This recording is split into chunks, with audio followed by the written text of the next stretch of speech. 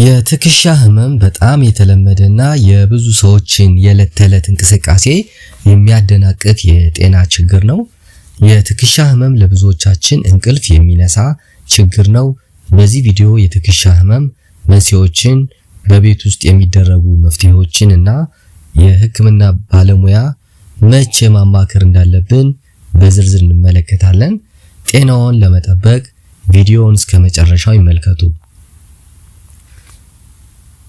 ሰላም ጤና ይስጥልኝ ውድ የጤናችን ቤተሰቦች፣ እጆን ወደ ላይ ሲያነሱ ወይንም የሆነ ነገር ሲያነሱ በትከሻዋ ላይ ከፍተኛ ህመም ይሰማዎታል?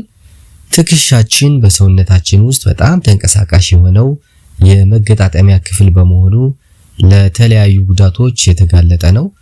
ዛሬ የትከሻ ህመም ለምን ይከሰታል? መቼ ነው ወደ ሐኪም መሄድ ያለብን? እና በቤት ውስጥ የምናደርጋቸው ቀላል ህክምናዎች ምንድናቸው የሚሉትን በዝርዝር እንመለከታለን። በመጀመሪያ የምንመለከተው የትከሻ ህመም ዋና ዋና መንስኤ ምንድናቸው የሚሉትን አሁን እንደሚቀጡ የሚከሰት ህመም ነው። ከአንገት የሚነሳ ህመም ነው። አንዳንዴ ህመሙ በትከሻችን ላይ ቢሰማም ምንጩ ግን የአንገት አጥንት ወይንም ነርቭ ሊሆን ይችላል። ስለዚህ በቤት ውስጥ የሚደረጉ ህክምናዎች ምንድናቸው? ቀላል ለሆኑት የትከሻ ህመሞች የሚከተሉትን ማድረግ ይቻላል። የመጀመሪያው እረፍት መስጠት ነው። ህመሙን የሚቀሰቅሱ እንቅስቃሴዎችን ለተወሰነ ጊዜ ማቆም ያስፈልጋል። ምክንያቱም በእንቅስቃሴ ምክንያት ህመሙ ሊባባስ ስለሚችል እረፍት ያስፈልጋል ማለት ነው። ሁለተኛው በረዶ ወይንም ሙቅ ውሃ መጠቀም ነው። እብጠት ካለ በረዶ ማድረግ፣ ለቆየ ህመም ደግሞ በሙቅ ውሃ መዘፍዘፍ ጡንቻችን ዘና እንዲል ያደርጋል ማለት ነው። ሌላኛው ቀላል የአካል ብቃት እንቅስቃሴ ማድረግ ነው።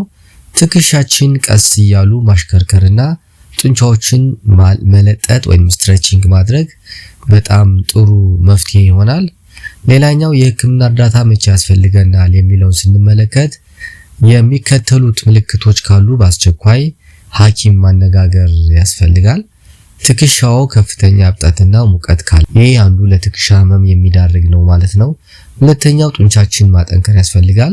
በትክክለኛ መንገድ የአካል ብቃት እንቅስቃሴ ማድረግ ትከሻን መደገፍ ስለሚችል በተከታታይ እነዚህ አይነት እንቅስቃሴዎችን ማድረግ ያስፈልጋል። እንግዲህ ከላይ የጠቀስናቸውን የመከላከያ መንገዶች በአግባቡ በመጠቀም የትከሻን ህመም በቀላሉ መከላከል ትችላላችሁ ማለት ነው።